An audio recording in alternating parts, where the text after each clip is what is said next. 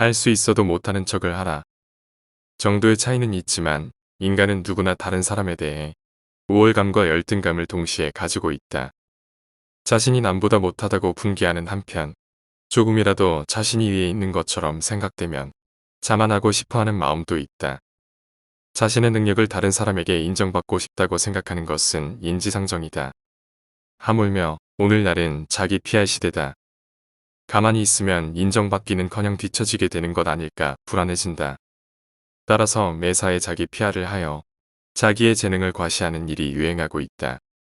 주목받고 싶어하는 사람이 활개친다. 그 중에는 그 선전이 효과를 발휘하여 매우 유명해진 사람도 있다. 그렇지만 그러한 생활 방식은 위험하다. 만약 성공했다 해도 능력 이상의 헛된 명성이라면 항상 무리를 해야만 한다. 그보다는 이렇게 하자. 할 수 있는 일도 못하는 것처럼 보이게 하라. 그렇게 하면 우선 다른 사람의 시기를 받지 않고 또한 다른 사람이 자신이 갖고 있는 이상의 것을 가르쳐준다.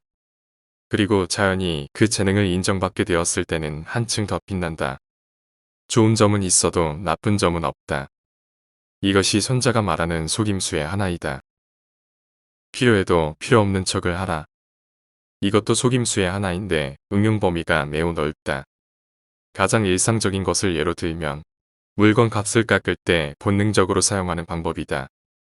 아무래도 필요한 것처럼 보이면 상대는 비싼 값을 부르므로 필요 없는 척을 하여 값을 떨어뜨리는 것이다. 요컨대 경솔하게 자신의 속마음을 보여주어서는 안 된다. 단, 항상 그렇게 해야 한다는 뜻은 아니다. 항상 그러한 태도를 취하면 다른 사람들이 경계하기 때문에 필요 최소한의 경우에만 사용해야 하는 전술이다. 사실 어떠한 전술을 사용할 때 가장 주의해야 하는 일이 바로 필요해도 필요 없는 척을 하는 것이다. 걸핏하면 득이양양하게 자신이 전술의 묘수임을 자랑하는 사람이 있다. 또한 자랑스럽게 자신의 손바닥 안을 보여주는 사람도 있다. 이런 사람은 매우 어리석다. 전술은 다른 사람이 모르기 때문에 전술로서 가치가 있으며 목적을 다할 수 있다. 할 수 있어도 못하는 척을 하라와 같은 발상이다. 상대를 화나게 하여 혼란시켜라. 술에 취하면 자기도 모르게 본심을 속속들이 드러내는 경우가 있다. 또한 격노하면 평소에 가슴속에 담아두었던 생각을 말해버리는 경우도 있다. 물론 술에 취하거나 화가 났을 때의 언동이 모두 그 사람의 본심이며 본질이라고는 할 수 없다. 마음에도 없는 말을 하거나 생각지 않았던 행동을 하는 경우도 많다. 그러나 인간이 흥분하면 마음의 균형을 잃어 평상심을 잃어버리는 것은 틀림없다. 손자는 이 원리로 속임수를 활용하라고 말한 것이다. 예로부터 중국의 전투에서는 이 방법이 잘 사용되고 있다. 진말기 유방과 항우의 천하제패를 건 대결에서 주고받은 설전은 유명하다.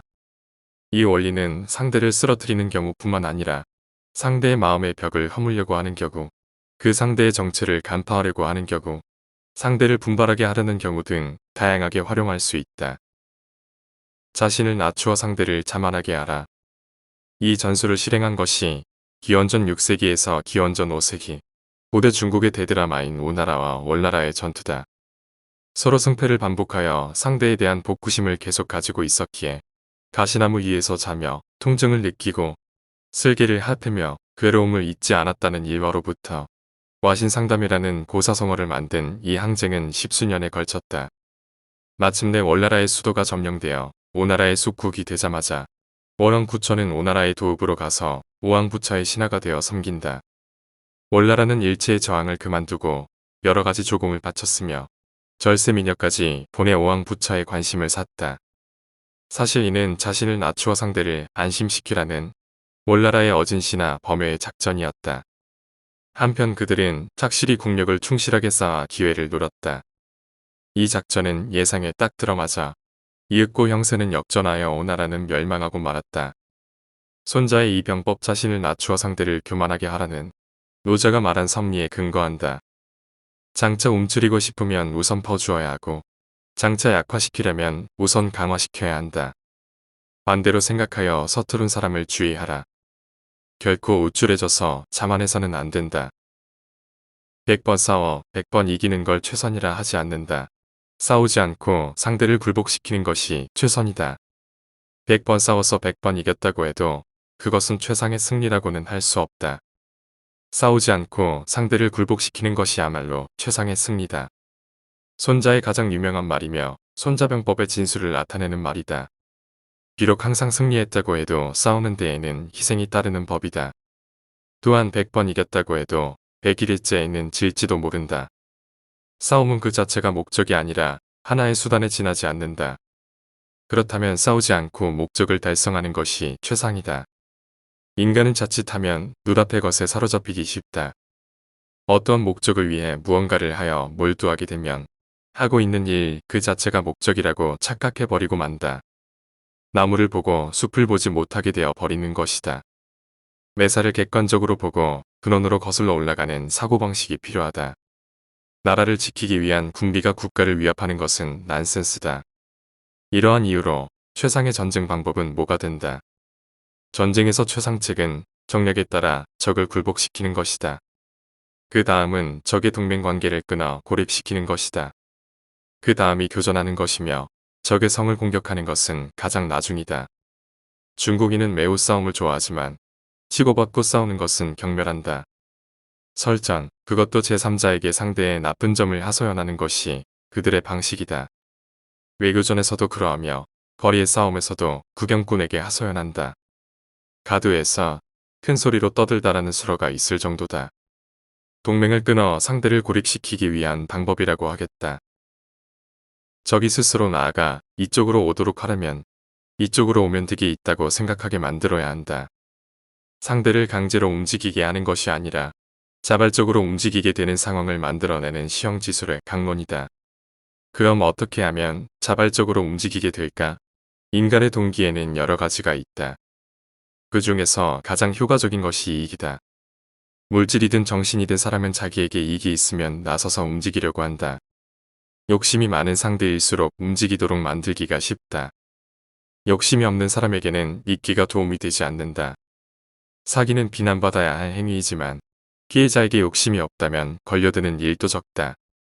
뛰어난 배우 조종자는 상대의 욕구를 잘 본다.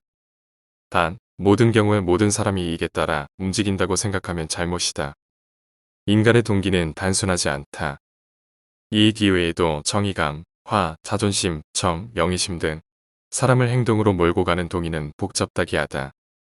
나쁘게만 보거나 의심만 해서는 상대를 움직이게 할 수 없다. 상대의 움직임을 만들기 위해서는 상대의 마음을 꿰뚫는 뛰어난 지혜가 필요한 법이다. 최고 경지의 전법은 형태가 없다. 손자의 병법은 구체적인 전력 전술을 이야기하고 있는데 그러한 것뿐만 아니라 근저가 되는 사고방식을 이야기하는 부분도 많다. 그런 부분은 추상적이므로 이해하기 어렵지만 읽는 방법에 따라서는 다양한 가르침을 이해할 수도 있다. 아래 문장은 그 중에서도 가장 으뜸간다. 가장 이상적인 전투태세는 형태가 없다. 손자는 여기에 이어서 설명을 더하고 있다. 형태가 없으면 잠입한 적의 첩자도 정찰할 수 없으며 적의 참모도 작전을 세우려고 하지 않는다. 물론 이 말은 제각각인 것이 좋다는 뜻이 아니라 형태가 고정되어 버려서는 안 된다는 뜻이다. 그것은 전술이란 물과 같다에 비추어도 알 수 있다. 이 말은 형식주의를 엄격하게 경계하는 일이기도 하다. 형식주의는 대체로 조직의 운용뿐만 아니라 개인의 생활 방식에 이르기까지 널리 피해를 입히기 쉽다. 사람은 자신의 존재를 과시하기 위해 곧잘 모양을 갖추고 싶어 한다. 그것도 일종의 형식주의다. 또한 몸을 지키기 위한 태세도 빼놓을 수 없다. 곧 병형이다. 그러한 여러 가지 형을 버리고 한층 열어둘 수 있다면 그야말로 무형의 강함에 도달하는 것이다. 적군을 포위하는 경우에는 반드시 어딘가를 열어두어야 한다. 위사필거리라는 이 단어는 책에 따라서 위사물주라고 되어 있는 경우도 있는데 완전히 포위하지는 않는다라는 의미는 같다. 완전히 포위된 적은 필사적으로 저항해 엄청난 힘을 발휘한다. 따라서 아군의 희생도 커진다. 그러나 어딘가 출구를 열어두면 적은 싸우기보다 도망치려고 한다. 그 적을 공격하여 포로로 만들면 된다. 곧 위사의 계이다. 군은 60, 70%의 승리를 100%라고 한다. 항복한 사람을 죽이려 할 때 도저히 도망칠 수 없다고 생각하면 그 상대가 더욱 강해지는 법이다. 군을 공격하는 계략으로서 한쪽을 열고 공격하는 것도 적에게 도망치는 길을 알려주어 빨리 승리를 얻기 위함이다. 항복한 사람을 노리지 말라는 것이다. 사회생활, 특히 인간관계에서는 이 의사에게가 효과를 발휘하는 경우가 적지 않다.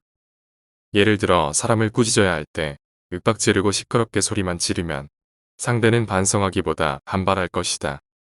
그런데 상대의 전부를 부정하지 않고 좋은 점을 인정하면 상대는 순순히 자신의 죄를 인정하는 마음으로 돌아선다. 너무 궁지에 몰리면 그야말로 궁지에 몰린 쥐가 도리어 고양이를 무는 격이 될 수 있다. 앞의 내용은 손무가 지은 책 손자, 심리전과 바람의 경영자의 일부분이다. 손자병법은 전쟁을 공부하는 교과서이다. 우리가 병법서를 보아야 하는 이유는 삶이 때로는 전쟁터 같기 때문이다. 우리는 병법서를 보고 전쟁에서 이겨야 한다. 적을 이기지 못하면 내가 가진 소중한 것을 잃기 때문이다. 손자병법은 대표적인 고전 병법서이기 때문에 독자들이 꼭 읽어보기를 추천한다.